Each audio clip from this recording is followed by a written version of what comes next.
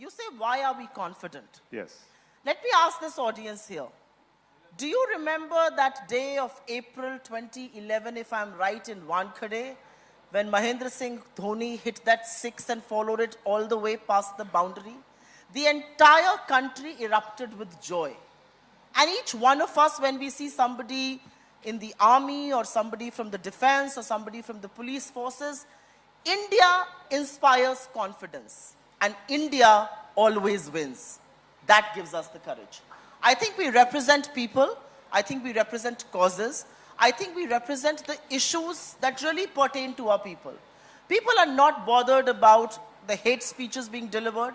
People are least bothered about the hot air balloons that the government keeps floating. People are bothered about the real issues on the ground. And the real issues of our times is high prices, is unemployment, is income inequality, is a state like Manipur, which is burning and the government seems to have no solution, is the Adani scam that the government wants to turn a blind eye to, is the creation of monopolies. I think I have faith in what we stand for because it resonates with the people of this country. Same. Look, I've been in politics. I've been in politics now since 2004. And I must have traveled to pretty much every district. Most districts I visited 2 or 3 times. Every state. I've never seen what I saw in Manipur. In my entire life in Indian politics, I've not seen it. Right? And I'll tell you the story. When we arrived there, all the communities were very happy for me to go. And they all invited me. When we arrived there, when we were going to visit one community, say we were going to visit the Kuki community or the Meitei community, we were told before we entered that, listen, we are very happy for you to come.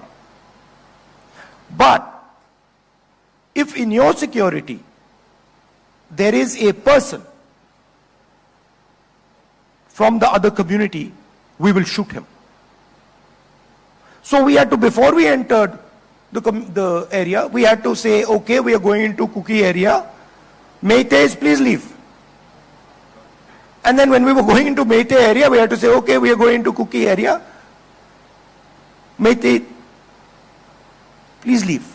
Now, I have never seen this, where the government of India has absolutely no control, where the government of India cannot send its own paramilitary force personnel into an area. So what has happened is that the politics of hatred that the BJP has been playing with has basically destroyed the state of Manipur. Manipur, you said the state of Manipur, and I was thinking, well, actually, no. The idea of Manipur does not exist anymore. It has to be brought back to life. And the culprit is the politics of the BJP. Right? So, that's an extreme example of what happens when you make people fight with each other. And we went, and we spoke to some of the administration people, and they said, look, we have no control. We simply cannot control it. I've never seen this in my whole life in India.